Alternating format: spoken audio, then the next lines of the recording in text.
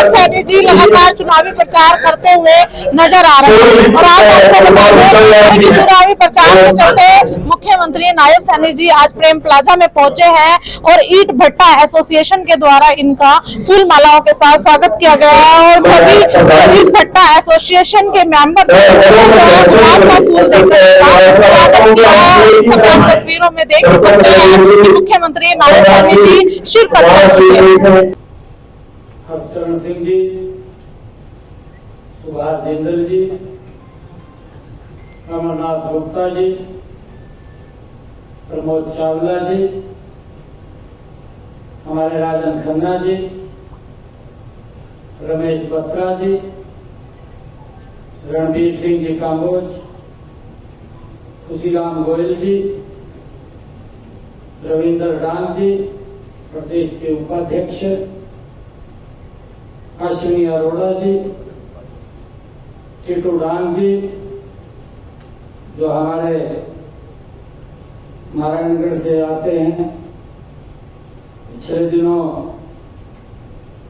हमारे रविंदर जी और टिटू जी ने बात किया था कि हमारी एसोसिएशन के अंदर आना है, तो मैंने हम आएंगे जरूर और मिलेंगे भी, बात भी करेंगे। आज वो दिन आया है कि आज आप लोगों के बीच में उपस्थित होने का अवसर मिला है और इस मौके के ऊपर हमारे जिला के अध्यक्ष योगेंद्र राणा जी, हमारी करनाल की मेयर रही रेणुवाला गुप्ता जी, हमारे भारतीय जनता पार्टी के वरिष्ठ नेता जगमोहन आनंद जी, संजय भटला जी, तो सारे कार्य को देखते हैं। आप सबको दोनों हाथ जोड़ करके मैं राम राम करता हूं। चुनाव का समय चल रहा है। 25 मई को देश की सबसे बड़ी पंचायत का हमने चुनाव करना है। महत्वपूर्ण चुनाव है, देश को दिशा देने वाला चुनाव है। ये कोई छोटा चुनाव नहीं है। छोटे चुनाव के अंदर कई बार हमारे गिले शिकवे हो सकते हैं, भाई इसको वोट नहीं मैं दूंगा, या ये भी बात आ जाती है मन में, ये तो इस साइड खड़ा, मैं नहीं इस साइड खड़ा हूं, मैं दूसरी साइड खड़ा हूं। परंतु इन सब बातों से ऊपर उठकर हमने देश का निर्वाचन करना है। देश के उच्च पंचायत का चुनाव करना है, जो देश को एक नई दिशा देता है। आज यहाँ जो व्यक्तित्व बैठा है वो बहुत ही प्रबुद्ध जन व्यक्तित्व बैठा है। एक व्यक्ति नहीं है, संस्था के रूप में व्यक्ति बैठे हैं। एक एक व्यक्ति एक एक संस्था के रूप में है। आपके पीछे काफी लोग हैं। कई लोग ग्राहक के रूप में आते हैं, कई लोग बात करने के लिए भी आते हैं और कई लोगों को रोजगार भी आप लोग देते हैं। काफी संख्या में लोग आपके साथ जुड़े हुए हैं और मैं आप लोगों से आग्रह करूंगा कि आप उन सबको इस देश की बड़ी पंचायत के लोकतंत्र के पर्व में वो हिस्सा लें, इसको भी सुनिश्चित करें कि हर व्यक्ति इस लोकतंत्र की मजबूती के लिए अपना वोट अवश्य डालने के लिए जाए। इसके लिए भी काम करें, क्योंकि कई बार व्यक्ति सोचता है भाई देश में तो 400 पार की बात हो रही है, मनोहर लाल जी तो जीत जाएंगे, कोई दिक्कत नहीं है। परंतु लोकतंत्र के अंदर एक एक वोट की कीमत है, एक एक वोट की वैल्यू है और इस वोट को इस स्वस्थ लोकतंत्र के लिए, भारत के विकास के लिए की मजबूती के लिए हमने इसमें हिस्सा लेना है, ताकि ये स्वस्थ भारत, मजबूत भारत ये हमें मिल सके। इसके लिए हम सब काम करें। पिछले 10 वर्षों में देखा भी है कि जो देश ने एक नई करवट ली है, देश दुनिया में एक नई पहचान बनी है और दुनिया में नजदीक से आकर के भारत को देखा भी है। पिछले 10 वर्षों में समझा भी है कि ये भारत क्या है। और ये जो दुनिया ने समझा और देखा है, उसके पीछे की ताकत आप लोग हैं। इस देश के 140 करोड़ लोग हैं। नहीं तो भाइयों, समझने के लिए भी कोई नहीं आता था, देखने की तो बड़ी दूर की बात है। परंतु इन 10 वर्षों में जो दुनिया के सबसे मजबूत देश, आर्थिक रूप से मजबूत देश, उनके राष्ट्राध्यक्ष लाइन में लग करके आपके भारत के अंदर महात्मा गांधी की उस स्टैच्यू के पास जाकर के नमन करने का काम करते हैं। ये भी अगर हुआ है, ये आपकी वोट के कारण हुआ है। देश मजबूती से आगे बढ़ा है। देश ने विकास की एक नई करवट ली है, हमारे ध्यान में है। देश में एक सुरक्षा का भाव भी बना है। नहीं तो देश में एक भय का वातावरण रहता था और व्यक्ति बाहर निकल जाता था, परिवार को चिंता रहती थी कि वह ठीक आएगा नहीं आएगा। इस प्रकार की बातें वो हमें देखने को मिलती थी कि बस में बम फट गया, भीड़ भाड़ वाले में फट गया, ट्रेन में फट गया। भय का वातावरण पूरे देश में था। परंतु इन 10 वर्षों में वो भय का वातावरण भी समाप्त हुआ है। सुरक्षित भारत, मजबूत भारत हमें मिला है। आज हम सही करती जाए। आज कोई चिंता परिवार को नहीं होती। उनको मालूम है कि काम के लिए गए हैं तो वापिस आ जाएंगे, सुरक्षित वापिस आएंगे। ये भाव देश के अंदर आज मिला है। मैं आप लोगों से ये भी कहना चाहूंगा, याद है मनोहर लाल जी ने पिछले 9.5 वर्षों में करनाल में एक नया अध्याय विकास का लिखने का काम किया है। हम सब जानते भी हैं, हम सब देख भी रहे हैं। खुद मैं महसूस कर रहा हूं। मैंने 2014 का करनाल देखा है, मैं 2024 का करनाल भी देख रहा हूं। जमीन आसमान का अंतर करनाल के अंदर हमें दिखाई दे रहा है। एक विकास की नई दिशा करनाल की तय हुई है। नहीं तो भाइयों, वोट तो ले लेते थे, विकास के नाम के ऊपर जीरो होता था, कुछ नहीं।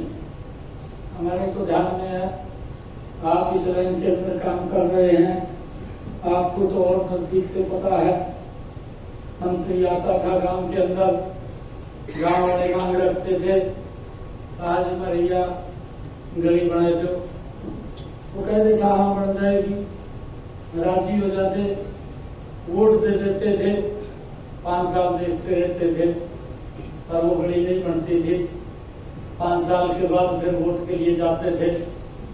गांव के लोग कहते थे ये गली बोल के गया था, तो अपने किसी नजदीक के व्यक्ति को बोल देते थे भाई 2-4 ट्रैली मिट्टी की दे दिएगा, और उनको लग जाए भी काम शुरू हो गया। फिर वोट ले लेते थे, वोट लेकर के फिर चले जाते थे।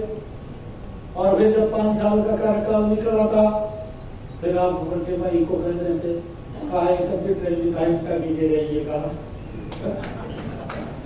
यही स्थिति थी ना, मैं गलत तो नहीं कर रहा? यही थी ना बात।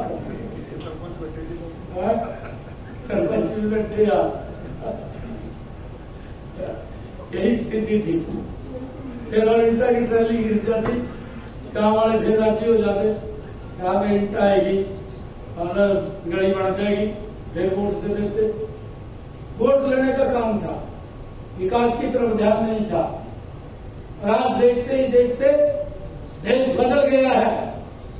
आज 4 लाइनिंग रोड इन 10 वर्षों के अंदर अगर मैं देखता हूं, मेरे हरियाणा का एक भी जिला ऐसा नहीं है जिस जिला के अंदर 4 लाइनिंग रोड का चुनाव कर रहा हो। हर जिला के अंदर चौड़ी सड़कें और बड़ी मजबूत सड़कें इन 10 वर्षों के अंदर खड़ी हुई है। भाइयों, ये काम करने का परिणाम है, ये आपकी वोट का ही परिणाम है कि आज देश मजबूती से आगे बढ़ा है। और भाइयों, आतंकवाद किस दिशा से बढ़ता था, किस प्रकार का बह रहता था, इस बात को भी हम सब जानते हैं कि हमारा जो नौजवान भाई, नौजवान साथी सेना के अंदर बॉर्डर पर खड़ा होकर के दिन रात हमारी रक्षा सुरक्षा करता था। ये 2014 से पहले की बात हमें बताते हैं। जो आर्मी के लोग हैं इस बात की चर्चा करते हैं। वो कहते हैं कि भाई जब आतंकवादी आते थे और हम अपने बचाव में एक गोली चला देते थे तो हमारे पास नोटिस आता था, हमें लिखित रूप में देना पड़ता था कि गोली क्यों चलाई है। अरे आतंकवादी आया है, उसको खदेड़ने के लिए गोली तो चलानी पड़ेगी, नहीं तो हमें मार देगा। और वो जवाब देना पड़ता था। अगर हमारा कोई नौजवान भाई जवाब नहीं दे पाता था, कोर्ट मार्शल कर दिया जाता था, कोर्ट मार्शल करके उसको जेल में डाल दिया जाता था। इस प्रकार का वातावरण था। हमारे नौजवान सेना के जवानों के हाथों को भी बांधा हुआ था। क्या प्रेम था पाकिस्तान के साथ, हमें समझ में नहीं आया।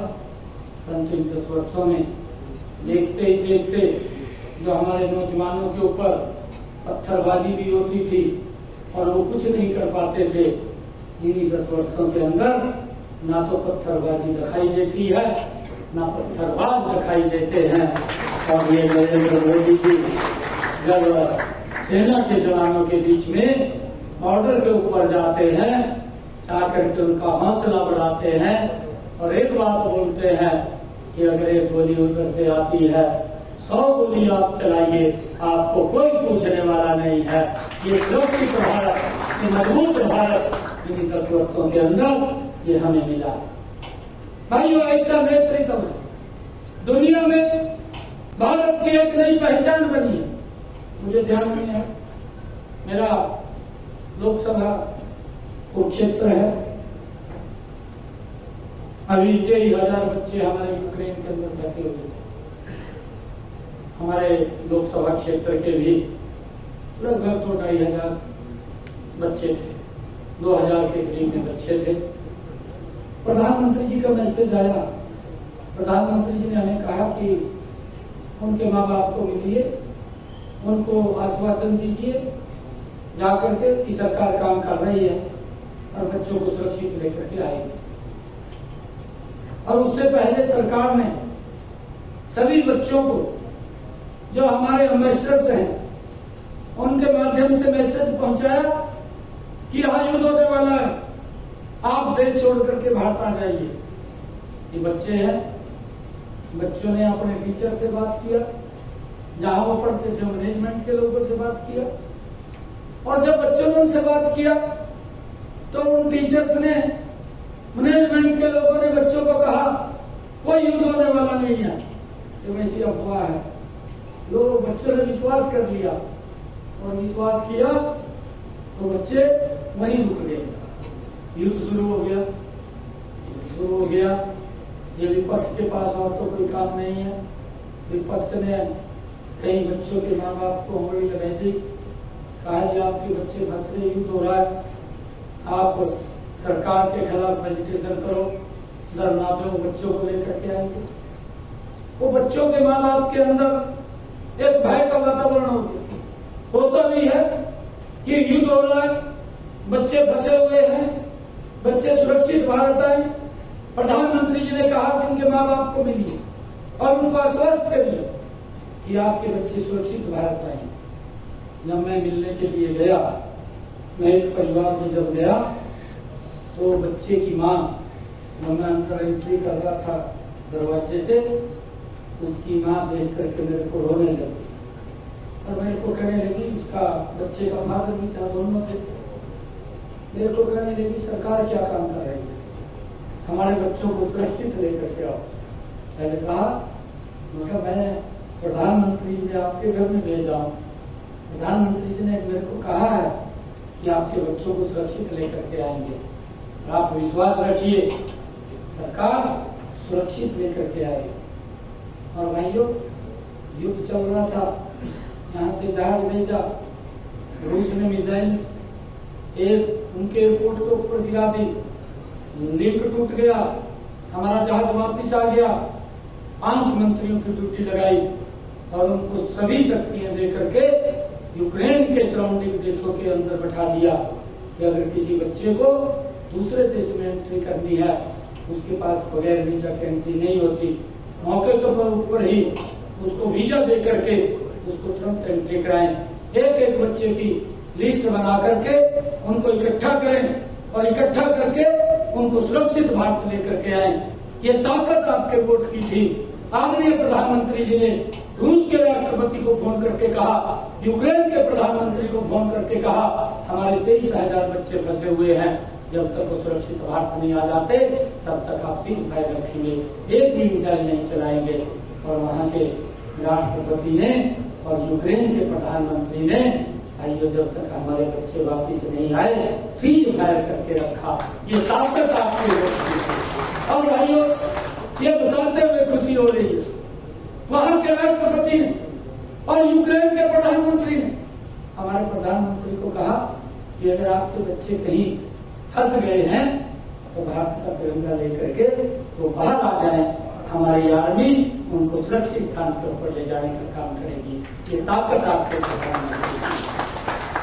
और भाइयों, मैं आपको बताना चाहता हूँ, फिर मैं जब बच्चे वापिस आ गए, प्रधानमंत्री जी ने कहा कि उन बच्चों को दोबारा मिल करके आओ, कि उनको हौसला हो जाएगा कि सरकार ने वो मिले यहाँ जा करके। मैं एक परिवार में गया, एक बच्ची को मिला और बच्ची से जब मैं मिला तो मैंने उसको पूछा कि आपको क्या क्या दिखते वहां पर आए, तो वो कहने लगी, कहा हमने पहली बार देखा है कि तिरंगा लेकर के जब हम निकले कि वहां की आदमी ने कितना सम्मान हमारा किया है। और वो कहने लगी कि मेरे साथ अमेरिका की एक लड़की थी, मैंने उसको पूछा कि हमारी सरकार का मैसेज आया है कि आपने वापिस भारत जाना है, आपकी सरकार का क्या मैसेज आया है? तो कहने लगी, कहा अमेरिका की लड़की ने कहा कि हमारे पास भी मैसेज आया है। तो कहने लगी क्या आया? कहा ये मैसेज आया कि अभी आपको निकालने का उचित समय नहीं है, युद्ध हो रहा है, जहां पर भी हैं आप वहीं रहिए। कहा ये मैसेज अमेरिका से आया है, परंतु भारत से ये मैसेज आया, एक बच्चे को सुरक्षित भारत लेकर के आना है। ये ताकत आपके प्रधानमंत्री की है। भाइयों, ये ताकत उस वोट की है जिसके कारण दुनिया में आज भारत विकास की नई ऊंचाइयों को छू रहा है। मैं आप लोगों से अपील करूंगा कि एक वोट आप कमल के फूल को दे करके यहाँ से मनोहर लाल जी को सबसे बड़े बहुमत से जता करके देश में नंबर 1 की सीट के ऊपर जता करके भाइयों उनको लोकसभा के अंदर भेजने का काम करें, ये मैं आप लोगों से अपील करता हूँ। और यहाँ जो चुनाव चल रहा है, इस चुनाव के अंदर भी जो विधानसभा का उपचुनाव है, इसके अंदर भी मैं आपसे वोट की अपील करता हूँ। यहाँ से कमल का वोट चुना करके आप लोग चंडीगढ़ लेकर के जाने का काम करें, यही निवेदन, यही प्रार्थना चरणों में मैं करता हूँ। और आप सब इतनी संख्या के अंदर आए, आप सब ने भव्य कार्यक्रम रखा, इसके लिए मैं आप सबका बहुत बहुत धन्यवाद करता हूँ। और कभी भी जो मनोहर लाल जी ने इस करनाल को आगे बढ़ाने के लिए काम किया, जो भी काम आप मेरे ध्यान में लगाएंगे या जो काम मेरे ध्यान में आएगा, उसको मैं प्राथमिकता के आधार के ऊपर पूरा करने का कार्य मैं करूंगा। अब ये जिम्मेदारी मेरी है, आप सबका मैं दिल से धन्यवाद करता हूँ। तो आपने देखा मुख्यमंत्री नायब सैनी जी चुनाव प्रचार करते करते आज जो है करनाल के रेलवे रोड पर पहुंचे और उनके साथ में जो है करनाल की मेयर रेणुबाला गुप्ता भी यहां पर पहुंची और ढेर सारा प्यार जो है ईंट भट्टा एसोसिएशन के द्वारा उनको मिला। सभी ने जो है फूल मालाओं के साथ स्वागत किया और सभी जो है ईंट भट्टा एसोसिएशन के मेंबर से वो मिले। वीडियो को शेयर भी जरूर करते रहिए और देखना होगा कि 2024 में किसकी सत्ता रहने वाली है।